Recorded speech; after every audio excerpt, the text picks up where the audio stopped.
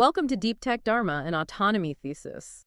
Imagine your city announcing a date, like a specific day on the calendar, maybe just a few months away, when the municipal taps will simply stop running. Just completely dry. Yeah, exactly. Yeah. No water for showers, no water for cooking, obviously nothing to drink. It actually has a name. It's called Day Zero.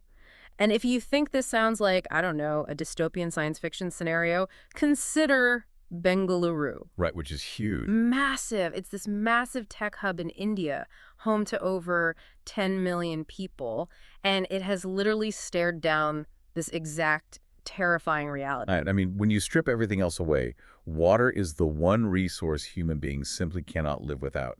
And it is the resource that India is currently depleting faster than almost any other place on Earth. So welcome to today's deep dive. We've got a really fascinating stack of sources to unpack today about an Indian deep tech startup called Uravu Labs. Such an interesting company. Truly. Our mission today is to explore how 4 engineers built a machine powered entirely by the sun that actually pulls clean drinking water right out of thin air. Yep. And we're going to look at how they are funding this revolution in a way that might initially sound, well, completely backwards to you. Before we get into the nuts and bolts of the machine itself, though, I think we need to reframe where water actually is. What do you mean? Because there is, in effect, a massive, constantly replenished river in the sky. Like the air around you right now, wherever you are listening to this, it holds an enormous reserve of invisible fresh water. An atmospheric river floating right above our heads. Exactly. So if that water is right there, everywhere, all the time, why are we draining the ground to death to get it? Right. I mean, that childlike, incredibly disruptive question is what kicked off this entire journey. And the urgency of that question becomes really obvious when you look at the grim reality of the current system that's outlined in our sources. You're looking at roughly 600 million Indians currently facing high to extreme water stress. 600 million. That is just a staggering number. It is. And the trajectory is even worse. By 2030, so not that far away, the country's demand for water is projected to be twice what is actually available. Which, completely shatters the perception a lot of us have of India as this lush, rain-fed land driven by heavy monsoons. Right. The monsoon image is strong, but The reality on the ground is that about 80% of India's drinking water is actually pumped from underground. yeah, 80%. And that groundwater is disappearing at a staggering rate. And the backup systems people use when the ground runs dry are, honestly, they're fundamentally broken. Yeah, they really are. Yeah. Because when the bore wells fail, communities turn to reverse osmosis, or RO plants, and the sheer physics of RO are just incredibly inefficient. Oh, totally. To produce just 1 liter of clean, purified water, an RO system can waste up to 4 liters. Wait, okay, hold on. 4 liters wasted for 1 liter gained. How does that even happen? It basically comes down to the mechanism. Yeah. Reverse osmosis relies on sheer brute force pressure. You are forcing water through a microscopic membrane to filter out impurities. The water that makes it through is clean, obviously, but you are left with this highly concentrated, toxic brine on the other side. Oh, wow. Yeah, and that brine has to be heavily diluted and flushed away. It's an aggressive, wasteful process. And when Aporo isn't an option, the backups are fossil fuel guzzling water tankers rumbling through neighborhoods and absolute mountains of plastic bottles. So basically, our entire water supply is completely chained to geography. Yes, exactly. Like if you are sitting on a healthy aquifer or next to a flowing river or plugged into a functioning city grid, you have water. Right. But if your borewell goes dry or the monsoon fails, your entire city is held hostage by its physical location. We actually call that the geographic trap. And this dependency is what Uravu Labs set out to break. The goal was to build a sovereign capability. Sovereign capability. Yeah, meaning the ability to generate clean drinking water from the air itself, anywhere, decoupled entirely from the physical terrain below your feet. Which is amazing, but the builders behind this aren't who you'd expect at all.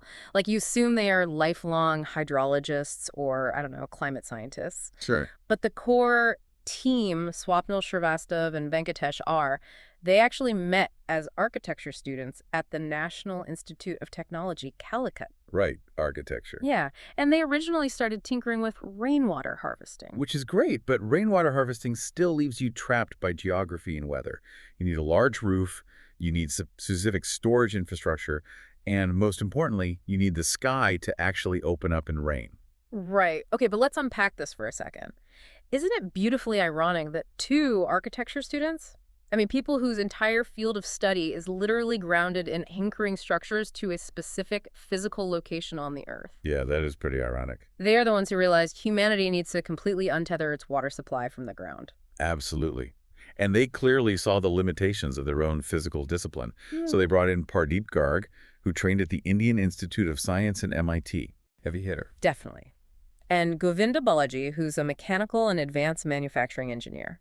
So this four-engineer team entered the Water Abundance X Prize competition. Oh, right. The X Prize. Yeah, they actually reached the finals and won a $50,000 grant, which really catalyzed the company around 2019. That's a huge deal. It was. And just for context, the name Uravu translates to source of water in Malayalam and relationship in Tamil. I love that. So they win $50,000 for this idea.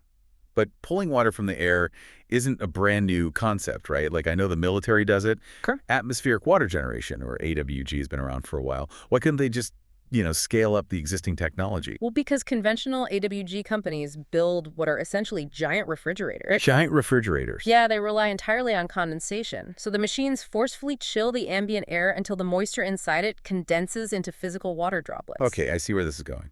Think about how much electricity your kitchen fridge uses just to keep a small insulated box cold.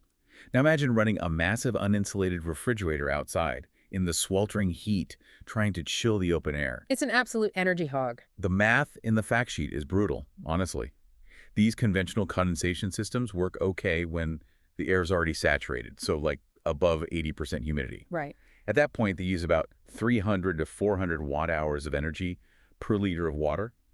But the moment the humidity drops below 60%, the machine has to work so incredibly hard to chill that dry air that the energy consumption spikes to over 800 watt-hours per liter. Oh my God. Just to put 800 watt-hours per liter into perspective for you listening, that is like running a standard household microwave on its highest setting for nearly an entire hour. Wow. Just to get a single Nalgene bottle of drinking water. It is completely economically unviable. Exactly. Yeah. And Uravu looked at that giant refrigerator model and realized the underlying physics were working against them. Right. Here's where it gets really interesting to me. The traditional method is like waiting for a glass of iced tea to sweat on a hot summer day. Yeah, good analogy. You have to spend a massive amount of energy just keeping the glass cold enough for condensation to form. But Uravu's breakthrough method is completely different. Night and day. It's like tossing a highly absorbent chemical towel into the air, letting it passively soak up the ambient humidity, and then using the heat of the sun to wring it out. Yeah, so what they did is they developed a patent-pending liquid desiccant process. Break that down for us. A desiccant is just a substance that naturally absorbs water, like those little silica gel packets you find in new shoes. Oh, right. Do not eat. Exactly, do not eat.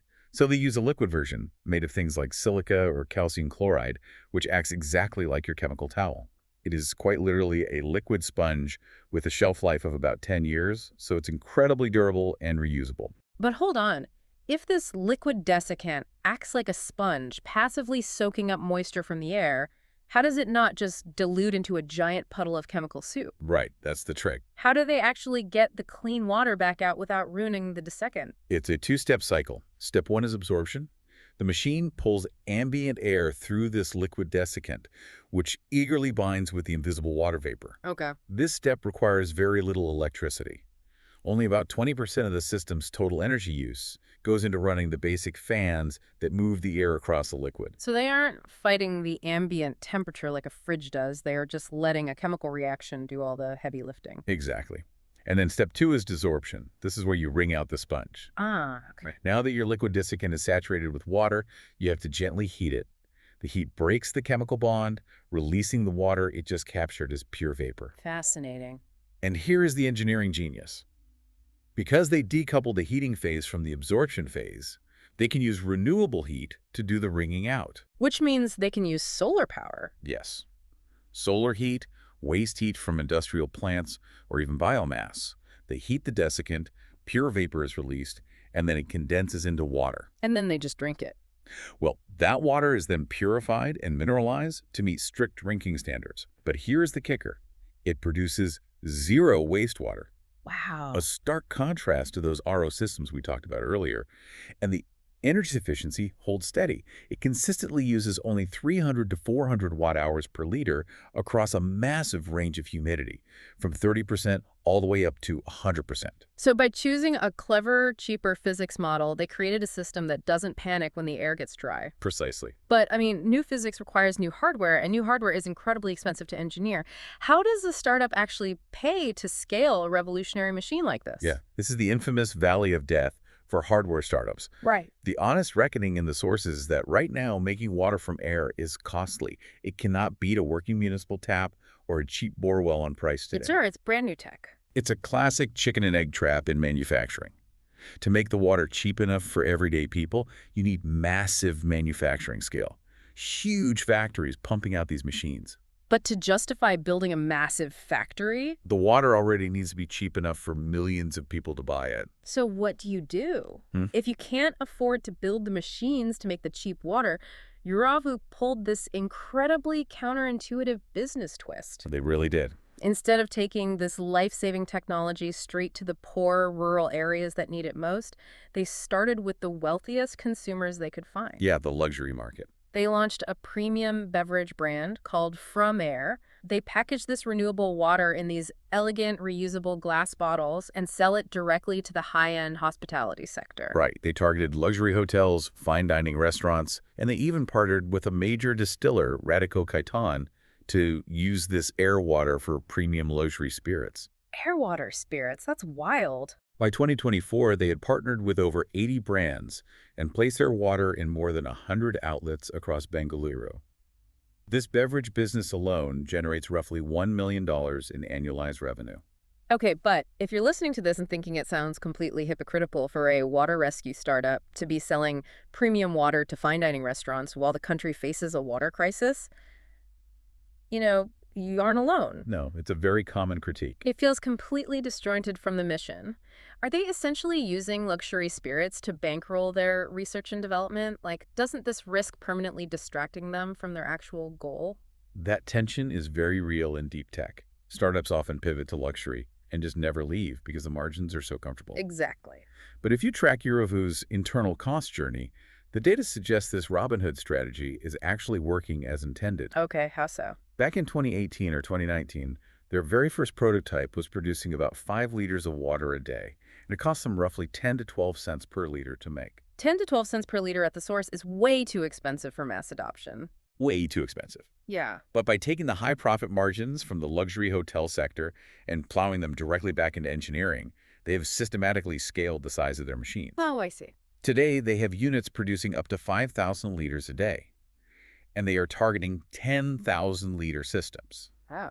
Because of that scale, the cost to produce the water has plummeted from 12 cents to roughly 2 cents a liter. Wow. Sometimes the only viable route to cheap water for everyone runs directly through expensive water for a few. So what does this all mean? From 12 cents down to 2 cents? The math absolutely backs up the paradox. But selling premium water in glass bottles is clearly just a stepping stone, right? Right, it's just a phase. Because 2 cents a liter is impressive progress, but for rural adoption, they need that price to drop to fractions of a penny. How do they cross that next massive gap?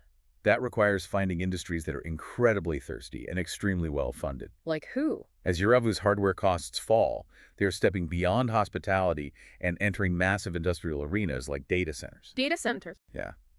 Data centers require millions of gallons of water for industrial cooling.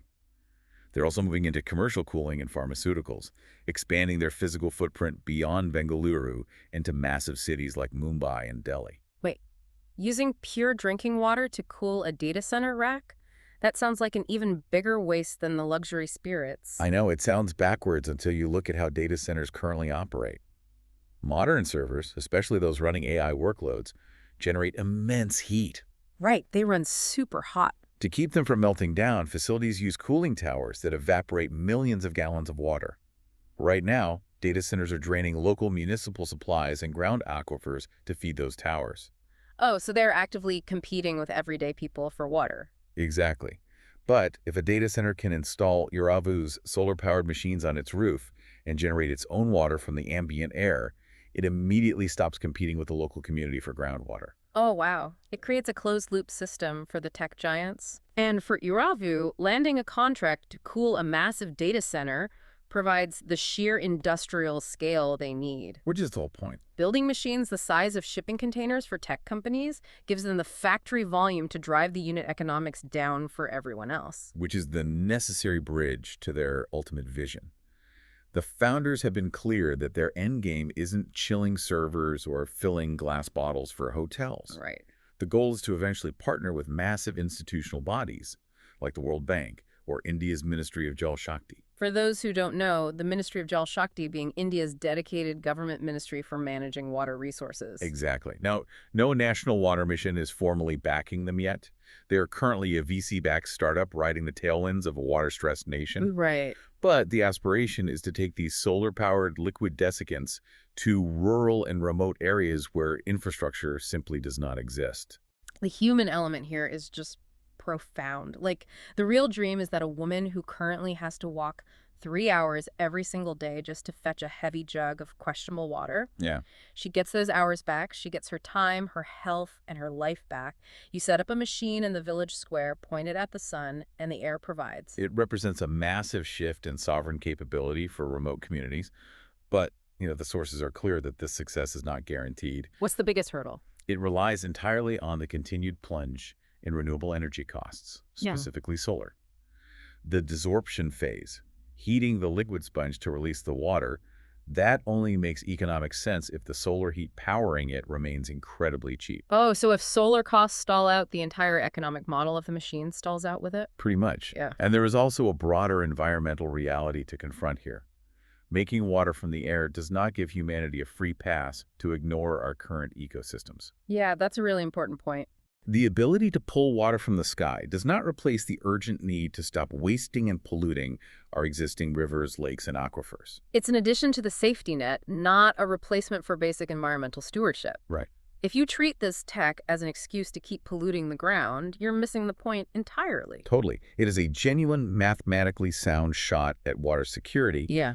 but the climb to true mass market fraction of a penny adoption has only just begun. So let's look at the ledger on this deep dive to sum up exactly what we've explored today.